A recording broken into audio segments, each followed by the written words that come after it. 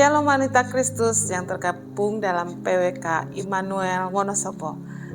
Kita berjumpa lagi pada renungan bulan ini. Saya percaya semua dalam keadaan yang baik, karena semua diberkati Tuhan dan semua ada dalam berkat Tuhan. Sebelum kita mendengar firman Tuhan pada hari ini, kita akan berdoa lebih dahulu. Mari kita berdoa. Bapa yang baik, kami bersyukur untuk penyertaan dan pemeliharaan Tuhan dalam hidup kami. Pada kesempatan kali ini kami menyiapkan hati untuk mendengar firman-Mu. Beri kami hikmat agar kami mengerti firman-Mu dan dapat melakukannya. Kuduskanlah hamba-Mu ini Tuhan sebagai alat-Mu dan menjadi berkat. Dalam nama Yesus, haleluya, amin. Wanita-wanita Kristus yang luar biasa, bulan lalu kita memperingati kenaikan Yesus Kristus ke surga. Dan kita akan melihat lebih lagi pelayanan Tuhan Yesus setelah naik ke surga.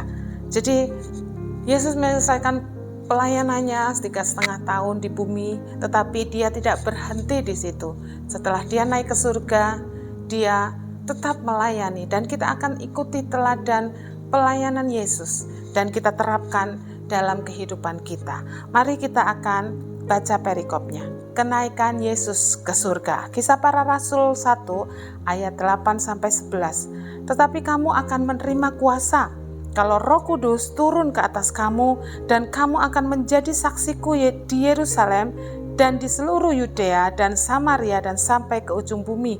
Sesudah ia mengatakan demikian, terangkatlah ia disaksikan oleh mereka, dan awan menutupnya dari pandangan mereka. Ketika mereka sedang menatap ke langit waktu ia naik itu, tiba-tiba berdirilah 2 orang yang berpakaian putih dekat mereka dan berkata kepada mereka, "Hai orang-orang Galilea, mengapakah kamu berdiri melihat ke langit? Yesus ini yang terangkat ke surga meninggalkan kamu akan datang kembali dengan cara yang sama seperti kamu melihat dia naik ke surga." Setelah Yesus naik ke surga, Yesus tidak berhenti melayani. Ia tetap melanjutkan pelayanannya, karyanya yang sudah lengkap, sudah selesai di atas kayu salib. Dia melayani lebih lagi. Yesus tidak pernah berhenti melayani. Dalam Injil Yohanes kita bisa melihat 3 hal utama yang Yesus lakukan setelah kenaikannya, yang sekaligus menjadi teladan dan panggilan bagi kita umat yang percaya kepadanya. Yang pertama, Tuhan Yesus menjadi pengantara kita. Yesus menjadi juru syafaat kita. Kita lihat dalam Yohanes 17 ayat 9. Aku berdoa untuk mereka, bukan untuk dunia aku berdoa, tetapi untuk mereka yang telah Engkau berikan kepadaku, sebab mereka adalah milikmu. Lalu dalam Ibrani 7 ayat 25 dikatakan, karena itu ia sanggup juga menyelamatkan dengan sempurna semua orang yang oleh dia datang kepada Allah, sebab ia hidup senantiasa. Apa? Wanita Kristus, iya, Yesus hidup senantiasa untuk menjadi pengantara mereka. Yesus hidup untuk menjadi pengantara kita. Mengapa Yesus? Ya, kita tahu bahwa Yesus menjadi imam besar yang membawa korban penebusan, yaitu dirinya sendiri. Yang pertama dalam Ibrani 7, 26-28 kita tahu, sebab imam besar yang demikianlah yang kita perlukan, yaitu yang saleh, tanpa salah, tanpa noda, yang terpisah dari orang-orang berdosa dan lebih tinggi daripada tingkat-tingkat surga, yang tidak seperti imam-imam besar lain, yang setiap hari harus mempersembahkan korban untuk dosanya sendiri, dan sesudah itu barulah untuk dosa umatnya. Sebab hal itu telah dilakukannya 1 kali untuk selama-lamanya, ketika ia mempersembahkan dirinya sebagai korban. Sebab hukum Taurat menetapkan orang-orang yang diliputi kelemahan menjadi imam besar, tetapi sumpah yang diucapkan kemudian daripada hukum Taurat menetapkan anak yang telah menjadi sempurna sampai selama-lamanya. Yang kedua, mengapa Yesus? Karena Yesus dapat merasakan kelemahan-kelemahan kita. Dia imam besar yang bisa merasakan kelemahan-kelemahan kita. Dalam Ibrani 4 ayat 15, sebab imam besar yang kita punya bukanlah imam besar yang tidak dapat turut merasakan kelemahan-kelemahan kita. Sebaliknya sama dengan kita, ia telah dicobai hanya tidak berbuat dosa.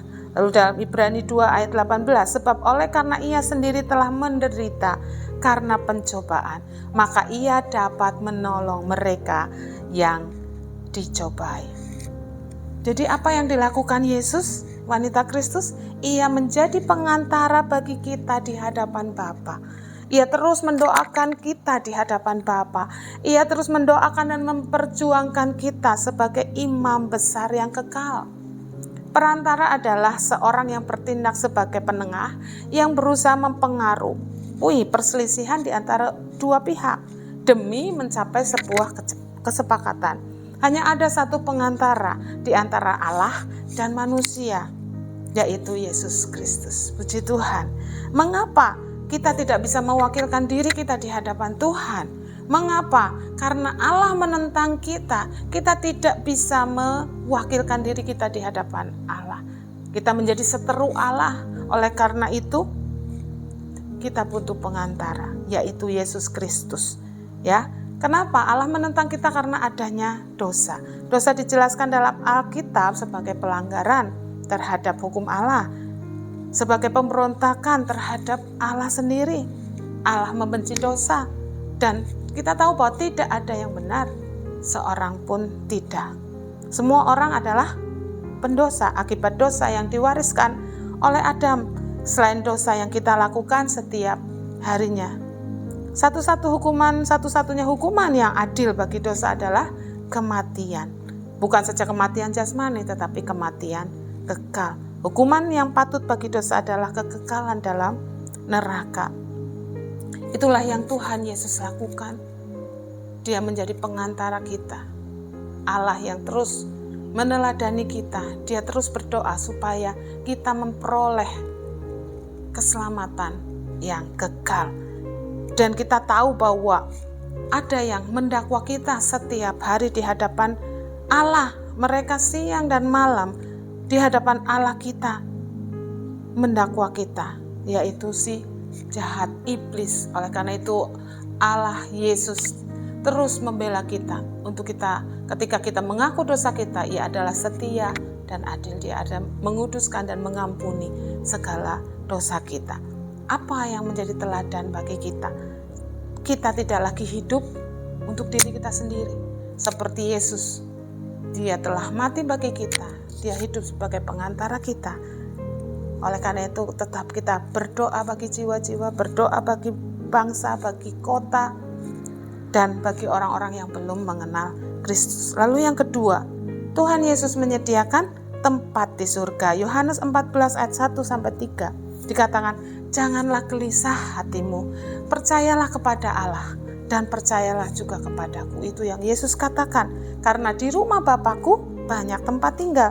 Jika tidak demikian, aku mengatakannya kepadamu, sebab aku pergi ke situ untuk menyediakan tempat bagimu.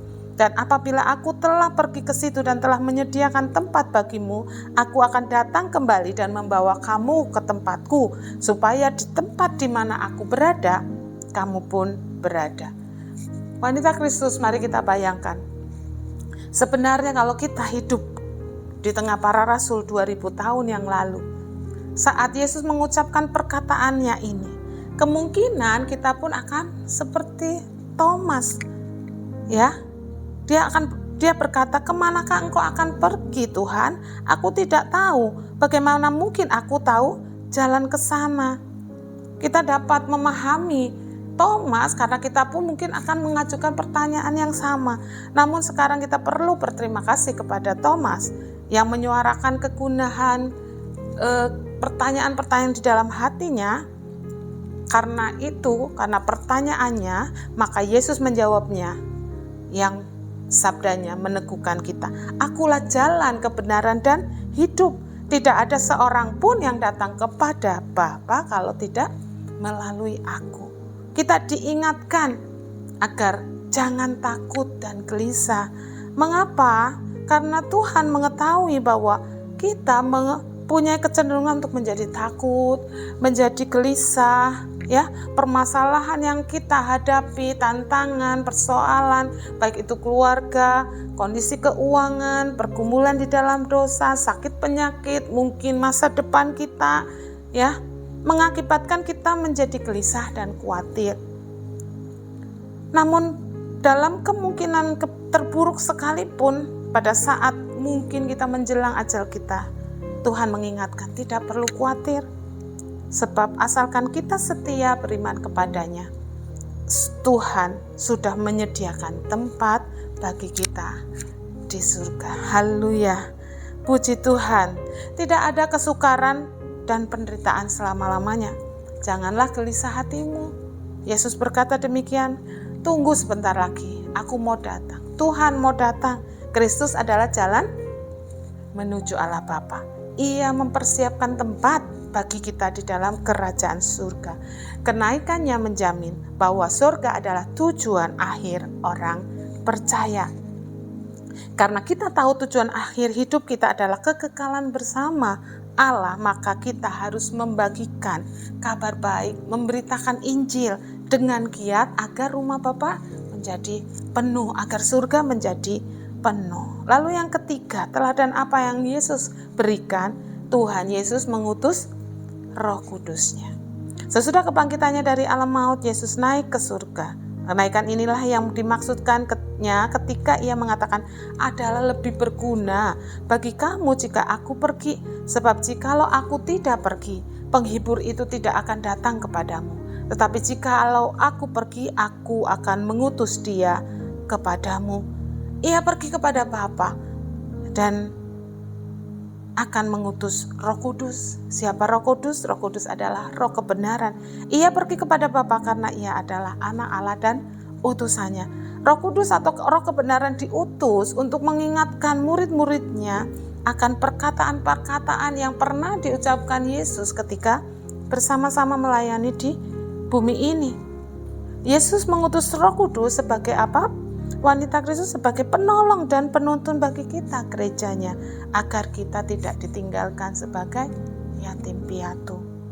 Kita hidup bukan untuk melakukan kehendak kita pribadi, melainkan tunduk dalam ketaatan pada pimpinan Roh Kudus. Wanita Kristus kita tidak berjalan sendiri, melainkan tunduk pada bimbingannya dalam pelayanan, kesaksian, dan kehidupan sehari-hari. Roh Kudus yang akan bekerja dalam kehidupan kita umatnya untuk dapat menyelesaikan pekerjaan Bapa, memperluas kerajaannya, dan menyelesaikan amanat agung. Lalu kesimpulan apa sebagai akhir renungan pada hari ini? Apa saja keteladanan Yesus Kristus setelah naik ke surga? Yang pertama tadi saya bilang, Yesus menjadi pengantara bagi kita. Keteladanan apa? Kita harus setia berdoa bagi jiwa-jiwa agar orang percaya dapat menyelesaikan pertandingan iman sampai akhir. Karena Yesus hidup senantiasa untuk berdoa, untuk kita dapat menerima keselamatan secara utuh. Lalu yang kedua, menyediakan tempat bagi kita. Yesus menyediakan tempat bagi kita. Artinya kita, orientasi kita kepada kekekalan dan membuat surga itu penuh dengan jiwa-jiwa yang diselamatkan. Lalu yang ketiga, Yesus mengutus Roh-Nya, mengutus Roh Kudus-Nya. Kita hidup dalam kehidupan yang taat, tunduk pada pimpinan Roh Kudus. Puji Tuhan, itu yang bisa saya sampaikan untuk menjadi renungan kita, bagaimana Allah dalam Kristus Yesus senantiasa melayani kita dan kita hidup menuruti keteladanan Kristus di bumi ini sampai Dia datang kembali menjemput kita di awan-awan. Mari kita satukan, kita akhiri renungan ini dengan doa. Terima kasih Tuhan Yesus karena Engkau menyelesaikan dengan sempurna karya penebusan-Mu di atas kayu salib. Dan setelah Engkau naik ke surga, Engkau memberikan keteladanan bagi kami, supaya kami juga terus berdoa bagi jiwa-jiwa, memberitakan kabar baik, memberitakan Injil, supaya rumah Bapa menjadi penuh dan senantiasa hidup dalam ketaatan melalui pimpinan Roh Kudus. Kami mengucap syukur Kau yang akan terus memberikan kekuatan bagi wanita Kristus yang luar biasa dimanapun mereka berada, tetap ada dalam pimpinan dan kuasa Roh Kudus. Terima kasih Tuhan, kami serahkan doa kami dalam nama Tuhan Yesus Kristus. Haleluya. Amin. Puji Tuhan.